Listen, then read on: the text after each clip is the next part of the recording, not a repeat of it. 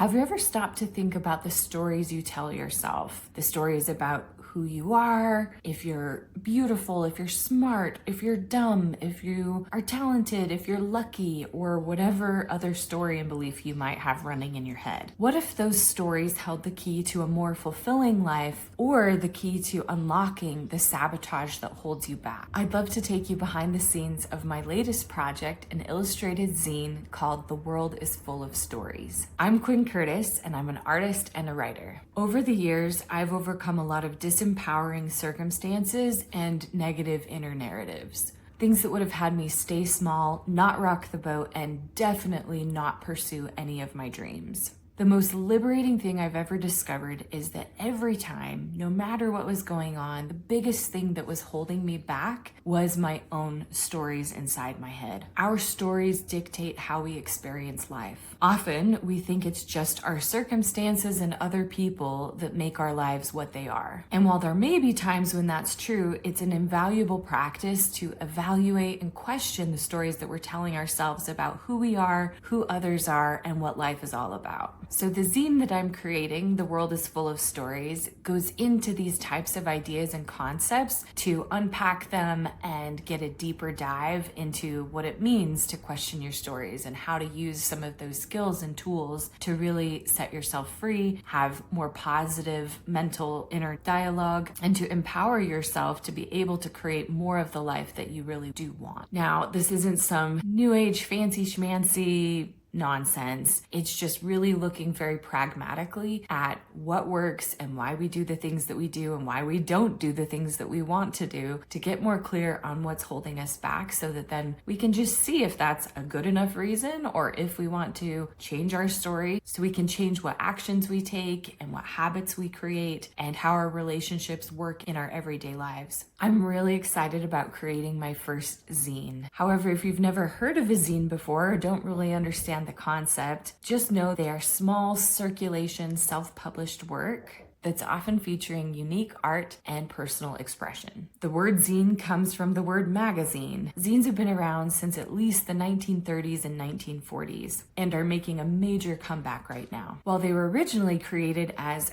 fanzines for lovers of science fiction, zines have been created and shared to spread important ideas and to connect with the community. Nowadays, you can even find zine fairs, even in your local libraries, where zine creators gather and they share and exchange zines and get to know each other. There's a really special collectible aspect to zines. Here are a few examples of some zines I purchased from creators online. I'll put links in the description so you can check them out yourself. You'll see that zines can come in lots of different formats. Aren't they charming? I loved this zine. It was also really cool because this size can just fit so easily in an envelope, so it's easy to share with others. This zine is made from one page and then folded in a very specific way so that it reads like a book. My daughter recently told me she made one of these kinds of zines in school. This is a zine of a creator just sharing about their day job, which is being a public librarian, and it's so sweet and so fun. These other 4 zines feature art from artists, and they are just beautiful. This one is a little portfolio piece where it shows some neighborhood sketches by Eleanor Dowdy, and the format just makes this so approachable and digestible. My teenage son even just loved looking through the pages of this zine. This wildlife zine by Daniela Sosa is so special as well. It is in a comic book format and shows this story of this boy and girl falling in love and turning into foxes, and I'm obsessed. It's such beautiful art and such a sweet story, and there's no words with any of the pictures, so it's just a lovely little experience with their art. This zine, Liminality by Amelia Royce Leonards, is so fun. This was where this artist took their portfolio of this fantasy style of art and put this book together of all sorts of mythical creatures and legendary figures. The art in here is just magical and so fabulous. I'm excited for some of my teenagers to look through this more because I think they're gonna really be inspired by the art. The art in here is so adorable, and it also came with this sticker that truthfully is a major reason why I got it as well. Can you believe how cute that is? Pigeon Expert. I was so excited to receive this All About Pigeons zine from Gilia Casaroto. She talks about in the beginning how she's just been obsessed with pigeons for a long time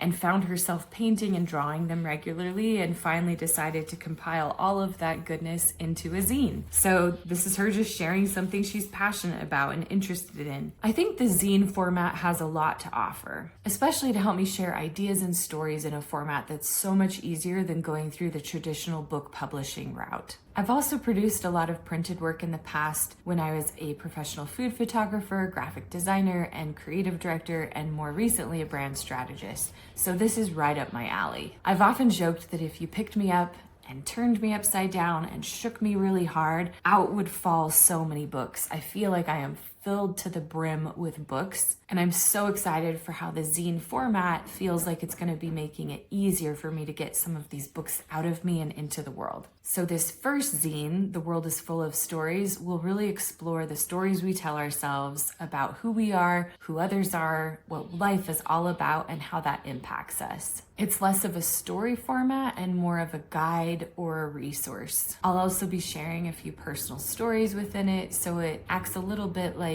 giving you my notes and some of my close to my heart thoughts. Now, speaking of stories that hold us back, I had the idea for this book years ago, and I kept it inside my notes app and kept thinking I would love to get to it, but had no idea when I would be able to. Recently, when I met with one of my creative heroes, Andy J. Pizza, he suggested that zines could be a really fun way for me to bring those stories out of my notes app and out into the world. It absolutely blew my mind because I had been living so strongly in the story that the only way to get my work out was to go through that traditional book publishing route, that I couldn't see any other options outside of that. So whenever I would get ideas for things that I would want to try and stories I'd want to share and write, it would always be put off for someday way in the future when hopefully I got a book deal and then more book deals, and that those sold really well so that then I could make more. And it was always held back by these massive gatekeepers in my mind. That would make it so that when I would get really fun ideas like this book,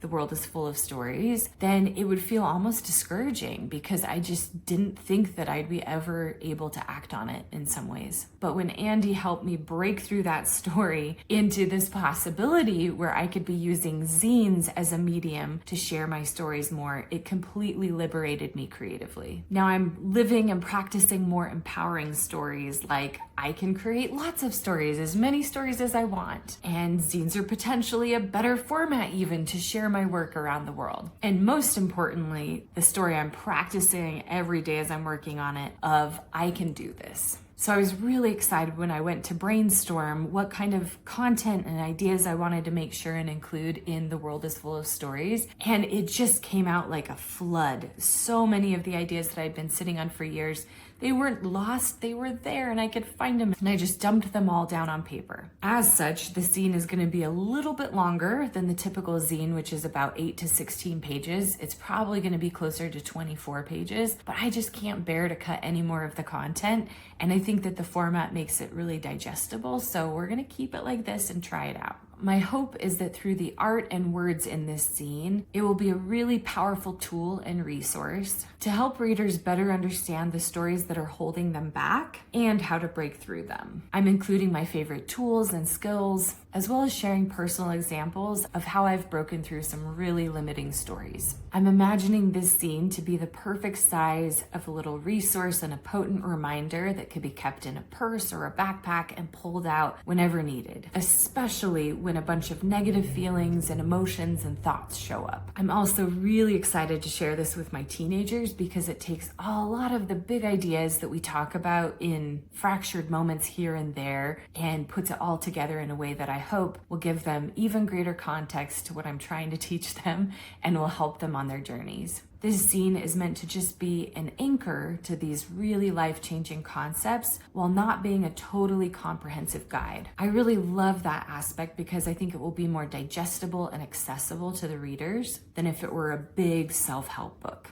Now let me take you behind the scenes to see what the process of creating my first zine is looking like. First of all, as I mentioned, I did a major brain dump of all the ideas. Then I took those ideas and I organized them into some sort of cohesive order and natural flow. I then took all of those organized thoughts and I started breaking it into what could fit on a spread. Since I am a graphic designer, it made sense after that point to start playing with layout inside of Figma, which is a graphic design software that I use. In the beginning of bringing a creative idea to life, especially if it's something that I haven't done before, there's a lot of testing as a part of the process and experimentation. Everything I'm doing in the beginning is to try to prove that the concept could work and that it has enough of a vision to it that I think I could take it to the finish line. So I also have just played with dropping in some of my art here and there, just testing some of the concepts to see if it will work and if the art style I've been envisioning will be a good fit to go along with the words and the overall vision of the zine. At this point, the words in the zine probably need a little bit of fine-tuning and editing, but for the most part are actually pretty solid. The layouts are also pretty close to what they'll be when I have the finished art, but I am leaving some room for as I keep creating the art so that if I need to fine-tune the layout, I can do that. For the overall mood of the book, I like the idea of it feeling a little bit rough and unpolished.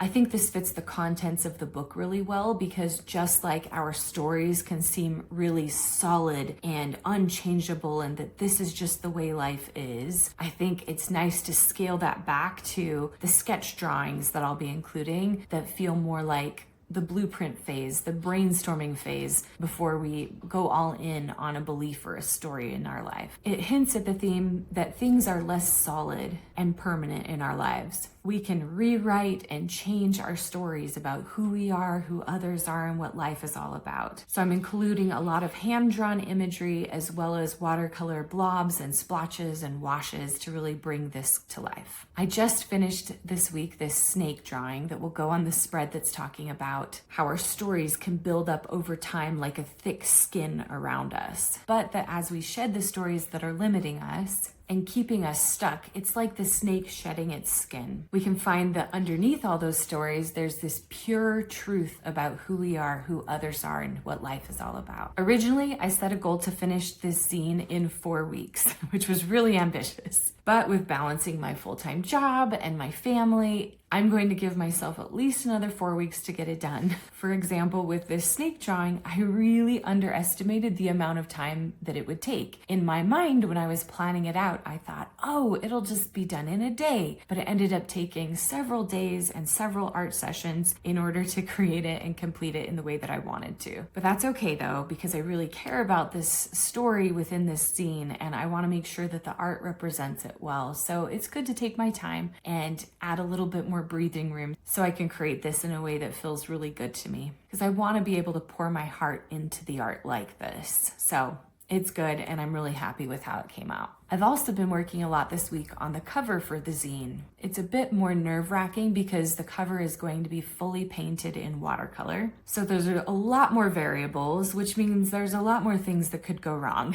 But overall, I'm feeling optimistic that it's going to come together and be beautiful. So let's test how the painting is going to look as the cover for the zine. Okay, so we're in Figma and I've got the old photo in now and I took a new photo of where the painting is at today and just dropping it in and adjusting the sizing so that I can test and see if I like how it's all coming together.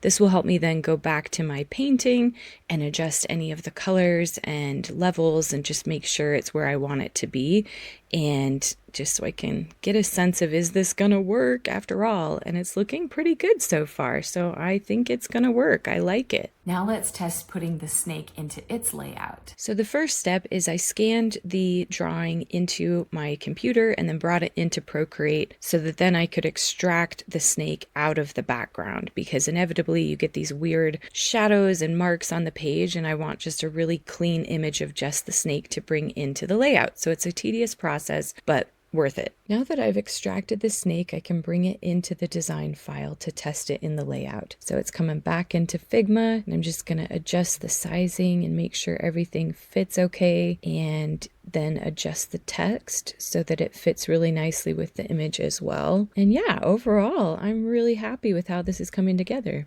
And here comes the really magic part. We can now test what these designs are going to look like in the completed zine by putting them into this cool mock-up template. So I don't do this for every part of the process, but it is fun to just test it and see if it's going to work and if it's going to be what I'm envisioning it in my head. So I've just brought the new cover image into Photoshop, and then I'm adding it into this file so that we can test and see in the mock-up of how it might look as a printed zine, and it's gorgeous. Since I have more of the back painted with more of the colors, I want to also test the back in the mock-up to just get a real feel of how it's coming together. And I hope it works, so I am just adjusting the sizing, making sure it fits really nicely, and then let's go check the mock-up. So pretty! Okay, this is the even more impressive version where we bring in the snake layout, because this is where the templates are really neat because they can kind of warp the sizing and give the illusion as if it's in a real printed book where it's folded open. So I'm just putting in that image and see how cool how it folds. Now let's add the other side and make sure that sizing lines up as well. And then we're just gonna see how it looks all together. And the mock-up. Oh, so good! The finished zine will be available exclusively to my Substack and Patreon subscribers. I also offer a lot of fun creative connection opportunities for my subscribers and members. If you're curious about subscribing to my Substack or becoming a member of my Patreon, be sure to check out the links below. Now, I hope you'll stay with me on this creative journey, because next week I'll be sharing a video of an update of where the zine is at and how the art is coming along. And I hope you're as excited as I am to see that come together. Be sure to subscribe to my YouTube channel so that you don't miss any updates. And I'd just love to hear what's inspiring you lately. So please let me know in the comments. Thank you so much for joining me on this journey, and I'll see you next week with an update on how The World is Full of Stories, my zine, is coming along.